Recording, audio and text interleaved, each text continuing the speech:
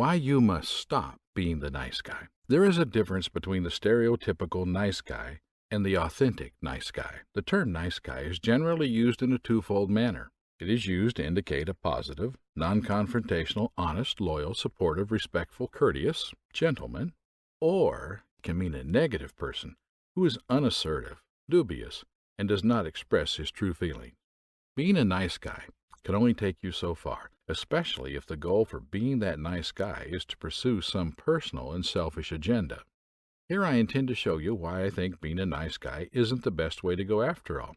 And by nice guy, I mean those who act and pretend to be nice in order to manipulate and con women for romance. There's a popular theory that women have a general propensity to date the emotionally expressive, kind, and sensitive man, which the nice guy stereotype represents.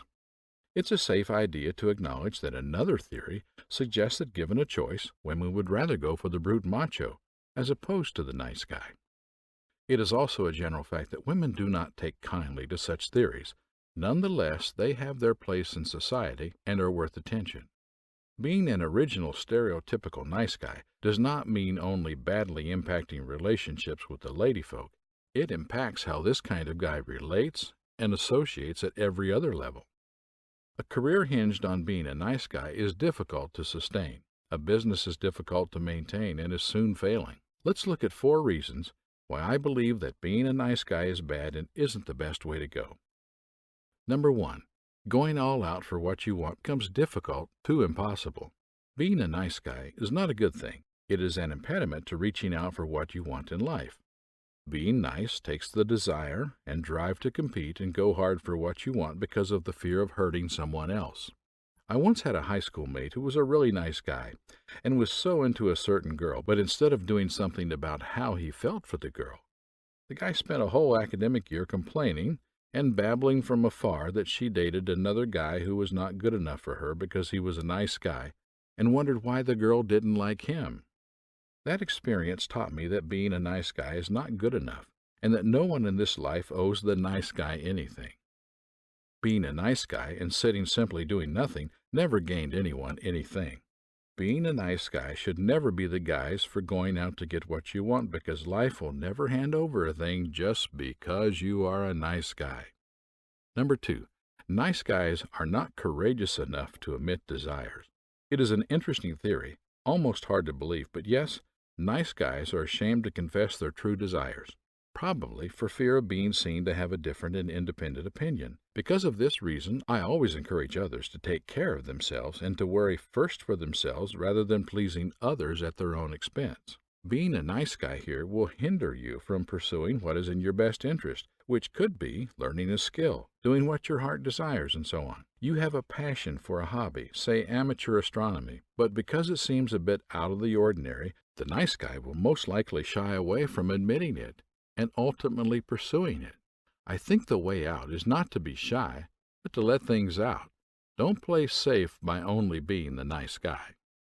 3. The world may be a dangerous place for a nice guy.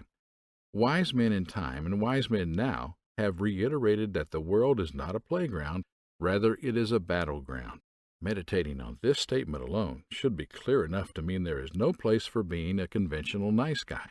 There is no room for being a weakling if you're going to have an impact. Being a nice guy is bad because you will lose and waste opportunities for personal achievement, as you put to the fore how others will think if you went for it. Being a nice guy means you won't stand out and fight, but the world and life demand that you stand up and fight in this battle. Grab every opportunity and run with it, because the world is a dangerous place. Even so, sometimes you will have to be nice and subtle, too. Number 4. Being a nice guy sometimes reflects failed attempts to get the things you want.